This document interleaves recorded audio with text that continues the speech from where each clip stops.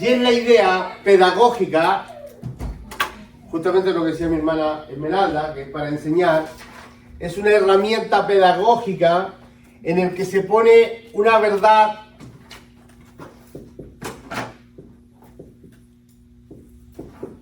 espiritual, una verdad espiritual se pone frente a una historia. Esta historia puede ser ficticia o verdadera. Muchas parábolas fueron historias que se inventaron con la intención de explicar una verdad. Por eso que parábola significa poner al lado, porque es la idea de poner frente a una verdad espiritual una historia. Esta historia puede ser secular, ficticia o verdadera. Por ejemplo, los historiadores dicen que la parábola de el rico y Lázaro es una historia real. Sí existía ese rico y sí existió un hombre pobre llamado Lázaro que vivía o dormía a las puertas de esa casa. Entonces ahí tenemos el caso del buen samaritano. Puntualmente el buen samaritano puede que no haya sido el caso, pero sí en ese camino de Samaria sí asaltaban a la gente. Y aparecían muchos hombres muertos, muchas personas heridas en ese camino. Así que la historia tiene un gran rasgo de realidad. Un gran rasgo de realidad. Pero, por ejemplo, dice que un gran rey invitó a un banquete y la gente no quiso ir. Eso ya es ficticio. Está dentro de una mirada del reino. Se está creando, Jesús está creando una historia dentro del reino para enseñar una verdad. Pero lo importante es que usted entienda que parábola significa poner al lado. Cuando vamos a leer una parábola en la Biblia, lo que estamos encontrando es una verdad espiritual enfrentada a una historia con la intención de que esta historia aclare o nos ayude a entender la verdad espiritual. ¿Me estoy explicando bien? Perfecto. Ahora, hay varias cosas que nosotros tenemos que tratar de saber de las parábolas antes de interpretarlas. Lo primero que quiero que sepan es que las parábolas no son un invento de Jesús. Hay gente que piensa que el primer ser humano en la tierra que habló en parábolas fue Cristo. No. Las parábolas eran un sistema de educación que usaban los rabinos y que usaban los griegos y que se usaba para enseñar verdades antiguas. Inclusive Dios usa parábolas. Les voy a contar un caso. Yo creo que todos saben que el rey David cayó en adulterio, ¿verdad? Sí. Bueno, cuando el rey David cayó en adulterio, yo necesitaba explicarle que lo iba a poner en disciplina. Entonces Dios manda al profeta Natán a hablar con el rey David. Y le dice Natán que necesitaba una audiencia para hablar con él. Y David era considerado un rey justo, un hombre que le amaba la justicia. Entonces Natán se para frente al rey y le dice: tengo un problema, rey, quiero contártelo. Hay un hombre que tiene muchas ovejas y su vecino tiene solo una. Y este hombre rico tenía visita y quería hacerle un asado de cordero a sus visitas, y en vez de matar una de sus ovejas fue y mató la oveja del vecino, que solo tenía una. Y el rey se puso en pie, tomó la espada y dijo: ese hombre hay que matarlo. Y el profeta le dijo: ese eres tú, rey. Ese eres tú. Teniendo 120 esposas, te acostaste con la esposa de tu comandante Uría Eteo. Se usó una parábola para enseñarle algo al rey. ¿Está entendiendo? Sí. Bueno, la Biblia está llena de parábolas. No solamente hay parábolas como historias, sino que también hay frases y conceptos parabólicos. Conceptos parabólicos. Que no los vamos a atender hoy porque no, por razón de tiempo, pero más adelante seguro los vamos a ver. Así que ya saben que las parábolas no son una herramienta que solo usó Jesús, se usaba de antes. ¿Ok? Los griegos y los rabinos judíos las usaban. Lo otro que es importante que sepan: las parábolas tienen una sola verdad central. Y esto es tremendamente importante. Las parábolas tienen una verdad central. Las parábolas tienen solo una verdad central. Buscarle a la historia de la parábola verdades espirituales que la parábola no tiene. Eso se llama alegoría. Alegorizar la parábola. Si yo no busco la verdad central de la parábola, ¿qué exactamente quiere decirme como tema central? Voy a correr el riesgo de que empiece a encontrar en los detalles, en los colores, en los personajes de la parábola, verdades anexas. Y eso me puede llevar a distorsionar tremendamente la parábola. Le pongo un ejemplo. Aquí un ejemplo. La parábola del buen samaritano. Hay un hombre que fue asaltado en el camino, dice Jesús. Y dice Jesús que pasó un levita y no lo atendió, y pasó un sacerdote judío y no lo atendió, pero luego vino un samaritano, un hombre que era odiado por los judíos, y este samaritano tomó al herido, le echó vino en las heridas y le echó aceite. Luego lo llevó donde un mesonero y pagó para que lo cuidara por un tiempo, y le dijo que cualquier cosa que él gastara extra él la pagaría, que en dos o tres más días vendría por él a ver cómo seguía. ¿Qué dicen los que alegorizan la parábola? Que el asaltado en el camino es el pecador,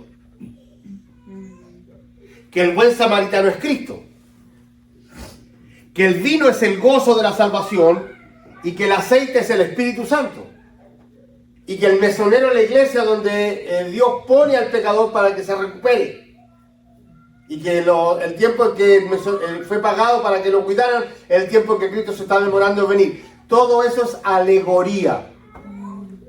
La parábola nunca habló de eso. La parábola tiene una sola verdad central. ¿Cuál es la verdad central de esa parábola? La pregunta del fariseo es: ¿quién es mi prójimo? Jesús cuenta la parábola y luego le dice: ve tú y haz lo mismo. ¿Sí? La ayuda al prójimo, la ayuda al vecino, la ayuda al necesitado, de eso habla la parábola. Esa es la única verdad de la parábola. Los demás son detalles, colores para enriquecer la parábola, pero no son una verdad independiente. ¿Me está entendiendo la idea? Sí. Dice, por ejemplo, Jesús que una mujer viuda le pedía a un juez de la ciudad que le ayudara contra sus enemigos. Y el juez no la escuchaba. Y ella insistía. Y dice la parábola que el juez no creía en Dios ni le tenía miedo a Dios. Pero que la mujer insistió tanto que al final el juez se cansó y para que no lo siguiera molestando la atendió y la escuchó. Entonces, ¿cómo se interpreta alegóricamente? El juez es Dios. La mujer pobre es la iglesia que tiene que clamar y clamar y clamar y clamar hasta que Dios la oiga. Sus enemigos son los demonios. Todo eso es alegoría. Porque no puede un juez que no cree en Dios representar a Dios. Y no podemos creer que Dios nos escucha por cansancio. No podemos creer que le oramos a Dios tanto que Dios se aburre de nosotros y ya no, me cansó, le voy a dar lo que me pide porque me cansó. Dios no actúa así. ¿Sí se entiende? Entonces, hay que tener mucho cuidado de no interpretar alegóricamente la parábola, porque una parábola mal interpretada va a ser mal aplicada. Y una parábola mal aplicada va a llevar a la iglesia a una distorsión de la verdad. Entonces, lo primero que tengo que entender es que las parábolas tienen una sola verdad y la tengo que encontrar. El trabajo mío es encontrar la verdad central de la parábola. Eso es. Otra cosa que deben saber es que la mayoría de las veces Jesús enseña una verdad con una parábola. Pero hay ocasiones excepcionales en que Jesús usa más de una parábola para enseñar una sola verdad. Más de una parábola para enseñar una sola verdad. Así que, entonces,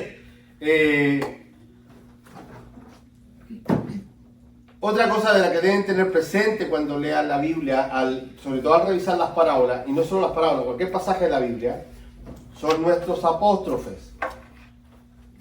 Estos títulos negros de la Biblia no son inspirados por el Espíritu Santo.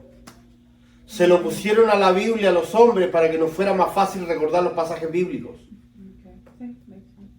Y muchos casos, sobre todo en la Reina Valera, estos títulos no tienen ni relación con lo que dice el pasaje. Fueron muy mal puestos, están muy mal divididos inclusive. Entonces, por ejemplo, hay algunas parábolas que tienen unos nombres que no corresponden.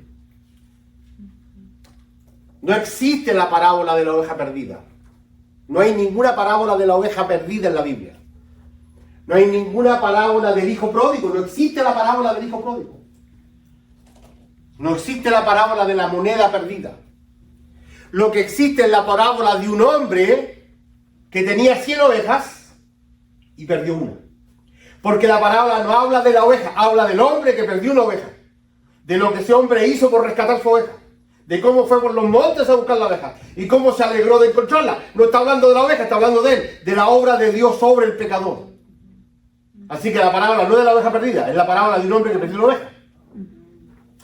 No es la moneda el centro de la parábola. Es la mujer que pierde una moneda y busca y da vuelta a la casa hasta que encuentra la moneda. Porque lo que está mostrándole Cristo a los fariseos y a los saduceos es la obra de Dios tratando de rescatar al pecador. No es la parábola del hijo pródigo, es la parábola de un padre que tiene un hijo que se le revela, que se va y que luego vuelve y él lo recibe. Es de él que habla la parábola, no del hijo. ¿Se está entendiendo? Sí. Si solamente el título ya nos distorsiona, nos predispone a entender distinto la parábola. Sí. Y cambiamos el protagonista y cambiamos y naturalmente cambiamos si cambiamos la interpretación, vamos a cambiar la aplicación. Sí. Mire, está tan mal aplicada la parábola del hijo pródigo, por llamarse parábola del hijo pródigo, que la predicamos para decirle a esos hermanos que se van y vuelven, y se van y vuelven, y se van y vuelven, que esa parábola es para ellos. Cada vez que te vas, Dios queda sufriendo. Y cada vez que tú vuelves, Dios se regocija. ¡Mentira! Cuando tú te vas, Dios ni se preocupa. Te vas a tener que tener las consecuencias cuando el diablo te agarra frente para ti. Porque esa parábola no está hablando de un hermano carnal que se va cada rato de la iglesia. Está hablando de cómo Dios rescata al pecador y lo vuelve a casa. ¿Se va entendiendo? Sí. ¿Pregunta hasta acá? No, y es al pecador en general, no a la iglesia. En ese caso, ya vamos a ver este punto. Fíjate qué buen punto me diste. En este caso, la parábola del hijo pródigo está hablando de los gentiles viniendo a casa. Porque Israel es representado por aquel hijo que dijo, oye, no me he ido nunca a la casa y a mí no me mata un cordero, compadre. Ese es Israel, que ha estado siempre con Dios. Y Dios le dice a Israel, este era mi hijo que estaba muerto. Estos gentiles estaban muertos, pero han sido resucitados. Han sido recuperados. Por él hago fiesta. Y aquí está el punto, ya que mi hermano Kevin lo toca. Las parábolas nunca fueron dichas para la iglesia. Porque cuando las parábolas fueron dichas, la iglesia no existía. Estaba en la mente y en el corazón de Dios, pero no estaban en la práctica, en la realidad. Las parábolas fueron dichas para Israel. ¿Por qué es tan importante entenderlo? Porque cuando yo veo una parábola y entiendo que fue dicha para Israel, entonces traigo la realidad del texto y no lo que yo quiero que el texto diga. Exacto. Y eso nos ayuda mucho a entender muchas cosas. Ahora, porque si fueron hechas para Israel, ¿por qué están en la Biblia? Porque hay verdades tremendamente importantes para la iglesia allí. Y una de las grandes verdades que tiene la parábola es que la iglesia entienda, sobre todo la iglesia gentil, entienda la relación de Dios con Israel y la relación de Dios con nosotros. Sí. Y las parábolas es muy clara en eso. Otra explicación más respecto a las parábolas que quiero dar antes de que entremos en una en detalle. Las parábolas son un mensaje esotérico dicho para un grupo especial de personas. ¿Qué esotérico significa? Que esté encubierto. ¿Que está en qué? Encubierto. Ah, okay, no todos lo entienden, ¿verdad? No todos captan el mensaje. Es como los mensajes que entregan a lo mejor la comparación va a parecer burda, pero los mensajes que tienen los masones. Mensajes médicos. Esos son las parábolas. No, son tan ocultos que hasta el sol de hoy la gente le pasa por encima a la traducción, de lo que quiere. Y es intencional de parte de Dios. Claro. Es intencional de parte de Dios.